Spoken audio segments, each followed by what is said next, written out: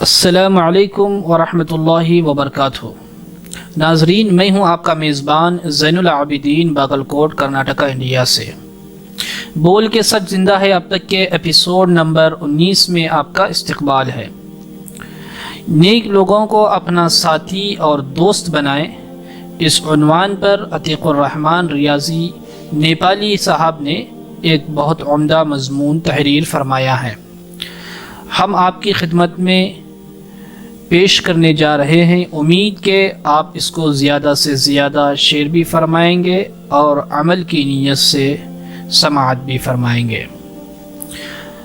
ہوا جب مہکتے پھولوں سے گزرتی ہے تو خوشبو مہکاتی ہے، اور جب گندگی سے گزرتی ہے تو بدبو سے ماحول کو ناگوار کر دیتی ہے۔ کبوتر کبھی کوے کے جھنڈ میں دانہ چگنا یا اڑنا پسند نہیں کرتا، اسی طرح کوے کی فطرت کبوتر کے ساتھ میل نہیں کھاتی۔ بارش کا قطرہ گرم جگہوں پر پڑتا ہے تو بھاپ بن کر اٹھ جاتا ہے، کنول کے پتے پر گرتا ہے تو موتی کی طرح چمکنے لگتا ہے، اور سیپ میں آ جائے تو وہی بارش کا قطرہ موتی بن جاتا ہے۔ پانی تو وہی ہے، پر فرق صرف ساتھ کا ہے۔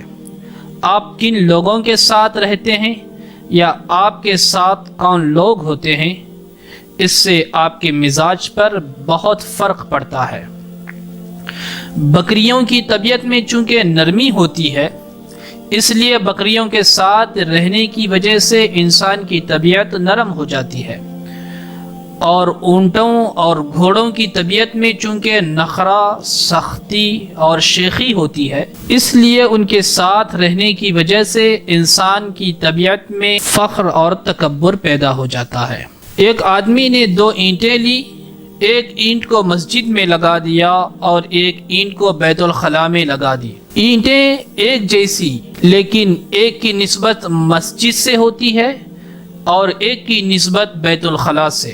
جس اینٹ کی نسبت بیت الخلاء سے ہوتی ہے وہاں ہم ننگے پاؤں بھی رکھنا پسند نہیں کرتے، اور جس اینٹ کی نسبت بیت اللہ سے ہوتی ہے وہاں ہم اپنی پیشانیاں ٹیکتے پھرتے ہیں۔ کتا ایک ایسا جانور ہے جس کے متعلق رسول اللہ صلی اللہ علیہ وسلم نے فرمایا، فرشتے اس گھر میں داخل نہیں ہوتے جہاں کتا یا تصویر ہو، لیکن جب وہی کتا چند نیک افراد کی چوکیداری کے لیے ان کے ساتھ چلا تو اللہ تعالیٰ نے صحبت صالحین کی وجہ سے نہ صرف یہ کہ محل مداح میں اس کا ذکر کیا، بلکہ تا قیامت اس کی یاد زندہ کر دی۔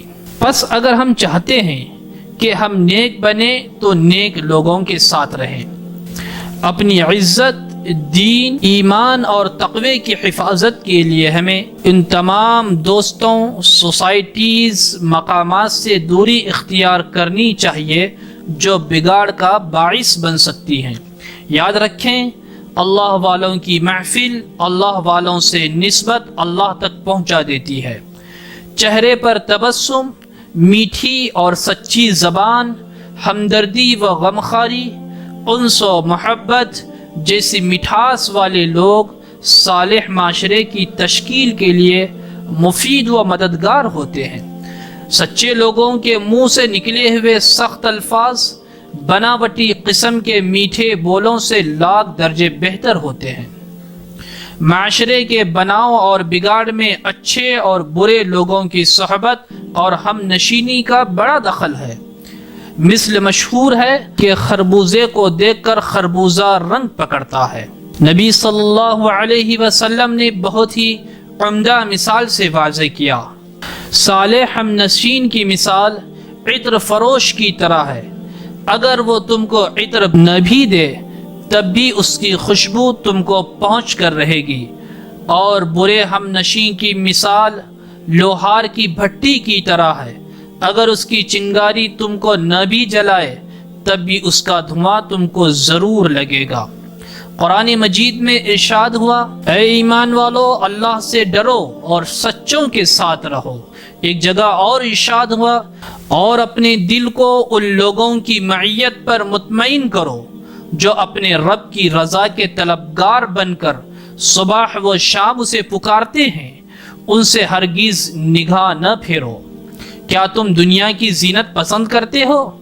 اور کسی ایسے شخص کی اطاعت نہ کرو جس کے دل کو ہم نے اپنی یاد سے غافل کر دیا ہے، اور جس نے اپنی خواہش نفس کی پیروی اختیار کر لی ہے، جس کا طریقہ کار افراط و تفریط پر مبنی ہے۔ ایک اور جگہ اللہ تعالیٰ نے ارشاد فرمایا جس کا ترجمہ یہ ہے، ہائے افسوس، کاش کہ میں نے فلاں کو دوست نہ بنایا ہوتا، اس نے تو مجھے اس کے بعد گمراہ کر دیا۔ نصیحت میرے پاس آ پہنچی تھی اور شیطان تو انسان کو وقت پر دغا دینے والا ہے۔ دعا ہے اللہ تعالی ہم سب کو مہکنے اور مہکانے والا بنائے، ہمارے اندر وہ خوبیاں پیدا کرے جو نہ صرف ہمیں فائدہ پہنچا رہی ہوں بلکہ لوگ بھی ہم سے فائدہ اٹھا رہے ہوں، جس کی ادا پہ ہو انسانیت کو ناز، مل جائے کاش ایسا بشر ڈھونڈتے ہیں ہم۔ ناظرین، اسی تحریر کے ساتھ ہم آپ سے اجازت چاہتے ہیں اور امید کرتے ہیں کہ آپ اس تحریر کو عمل کی نیت سے سماعت بھی فرمائیں گے اور دوسروں تک پہنچائیں گے۔